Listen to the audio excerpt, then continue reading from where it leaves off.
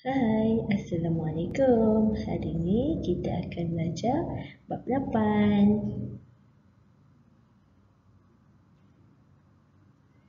iaitu bahan buatan dalam industri.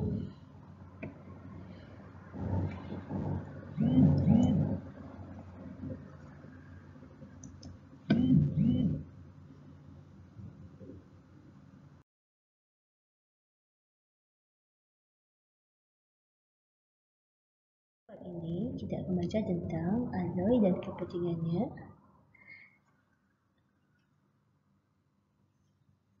Okey, maksud dan contoh perbandingan sifat alloy dan logam tulen, kewajaran penggunaan alloy berdasarkan komposisi dan sifat. So ada 3 berkaitan alloy. Seterusnya kita belajar tentang komposisi kaca dan kegunaannya. Ada sifat asas kaca, jenis kaca dan komponen utama. Kemudian kita belajar tentang komposisi seramik dan kegunaannya. Sifat asas seramik, jenis seramik dan aplikasi penggunaan seramik. Dan bahagian akhir sekali adalah bahan komposit dan kepentingannya, iaitu ada bahan komposit dan kegunaannya, contoh serta perbandingan dan perbezaan sifat bahan komposit dengan komponen asal.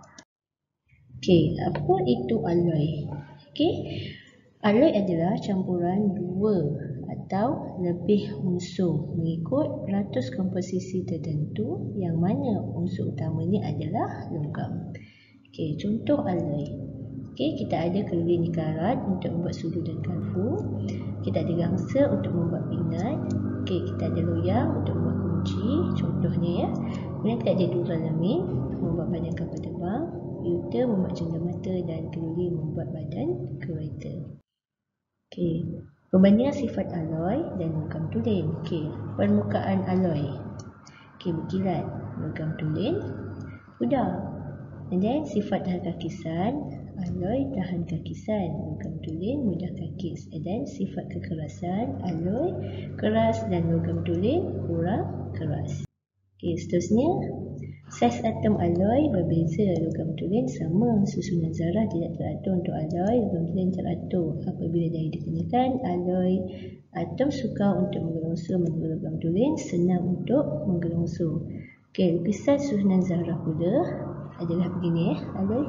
Okey, yang kuning ni adalah atom lain Seterusnya ni logam tulen semua sama. Okey, yang kuning ni unsur lain. Okey. Okey, seterusnya alloy lebih keras daripada logam. Okey, eksperimen sifat kekerasan alloy ini dalam konteks kita ya. Okey. Ini rajahnya. Hipotesisnya adalah alloy lebih keras daripada logam tulen. Okey, kita ada boleh ubah dia. Okey, dimalakan di sel pemberat dimanifestasikan logam gangsa dan logam koprum. Okey, berat balas ada kekerasan. Okey, ini prosedurnya. Rujuk 1 hingga 6. Keputusannya berdasarkan eksperimen lah. Okey, kesimpulannya alloy lebih keras daripada logam tulen. Okey, seterusnya kewajaran penggunaan alloy berdasarkan komposisi dan sifat. Okey, gangsa 90% koprum. Okey, logam aslinya 10% sternum. Okey, loyang 7% koprum. Logam aslinya 30% zinc. Keluli 99% ferrum, kelulinya 1% karbon. Piuta 97% sternum. Logam asam koprum dengan antimoni. Okey, SB ni antimoni ya. Okey, duralumin 93% aluminium, 3% koprum, 3% magnesium dan 1% mangan. Keluli nikarat 74% besi, 8% kromium dan 8% karbon. So ini cara nak ingatlah. Okey, kamu semua boleh buat untuk akronim sendirilah ya. Okey, seterusnya. Okey, komponen utama dalam kaca. Okey, apa dia? Okey, iaitu silika ataupun silikon dioksida. Okey, sifat asas kaca, penebat elektrik, keras tapi rapuh, halusina, kalis air, reaksi kimia dan penebat haba. Seterusnya jenis kaca ada 4. Yang pertama, kaca silika teraku. Komposisinya adalah silika ataupun nama lain adalah silikon dioksida. Kegunaannya kanta, teleskop, cermin mata dan alat radas makmal. Yang kedua, kaca soda kapur, iaitu komposisinya natrium silikat dengan kalsium silikat. Kegunaannya botol, bekas kaca, cermin, lampu elektrik dan kaca tingkap. So yang ketiga, kaca boroh silikat. Jenis kaca ni silika dan boroh oksida. Kegunaannya mangkuk dan alat radas makmal. Yang keempat, kaca plumbum. Silika, boroh oksida dan natrium oksida. Kegunaannya prisma, gelas, barang perhiasan. Seterusnya jenis kaca. Ini kaca sinar telaku, kaca soda kapur, kaca bersilikat dan kaca plumbum. Kemudian seramik dan kegunaannya. Sifat asas seramik: rintangan hampir tinggi, penyumbat elektrik, keras dan kuat, mudah pecah, mengisi kimia dan penyambat. Jenis seramik. Seramik tradisional dan seramik termaju. Seramik tradisional ni dari tanah liat. Seramik termaju dari bahan bukan organik. Seramik tradisional ni dari tanah liat iaitu pembuatan batu-bata, tembikar dan pinggan bungkuk. Bahan bukan organik pula membuat cakra pemotong, membuat cakra brake dan membuat cincin tungsten. Ini contohlah gambar ya. Seterusnya kegunaan seramik dan pembuatan ya. Buat implan gigi, pembuatan tulang lutut dan dalam MRI. Pengangkutan ke komponen enjin dalam kapal terbang jet. Penjanaan tenaga bahan elektrik di kawasan hutan rendah.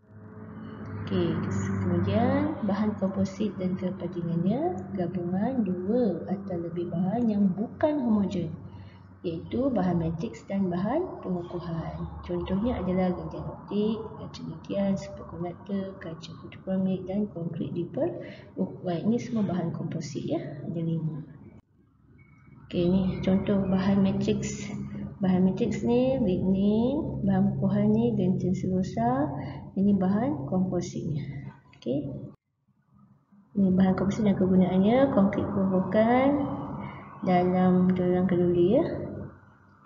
Bangunan, empangan dan jam. Ini kaca gentian, buat topi kereta, bumper kereta, papan wanita tercetak. Kemudian gentian optik ada 3 lapisan. Gentian kaca silika bahan pengukuhan, salutan kaca atau plastik sebagai bahan matriks, kaca jangkit pelindung bahan matriks juga. Bahan matriks campur bahan pengukuhan jadilah bahan komposit. Gentian optik ni apa? Hantar maklumat dan data dalam bentuk cahaya. Inilah fiber optik ya. Seterusnya kaca fotokromik. Kaca sebagai bahan matriks digabung dengan argentum korida dan kuprum korida sebagai bahan pengukuhan. Jadilah cahaya menjadi gelap. Tingkap kereta, kancah kamera dan tingkap bangunan. Ini superkonduktor. Bahan komposit bersifat superconductivity, membuat elektromagnet ya. Bahan komposit dan kepentingannya. Sifat konkritnya, kekuatan lompatan tinggi, kekuatan regangan rendah, tahan kakisan. And then ditambah dengan tegangan kedua atau janda Y. Sifat kekuatan regangan tinggi mudah karat, maka konkrit diperlukan tadi sifatnya kekuatan lompatan tinggi, kekuatan regangan rendah dan tahan kakisan. Seterusnya ni, perbandingan sifat kaca gentian dengan bahan yang asal. Ni kaca gentian, sifatnya selepas digabungkan antara plastik dengan gentian kaca, maka kaca gentian tadi sifatnya regangan tinggi, penyumbat haba elektrik, tahan kapisan dan tahan rasa.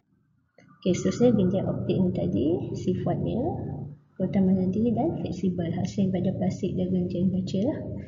So sifat fleksibel ni dapat pada plastik. Dan kekuatan lompatan tinggi itu tadi dapat pada plastik tadi itu jadi gentian optik. Seterusnya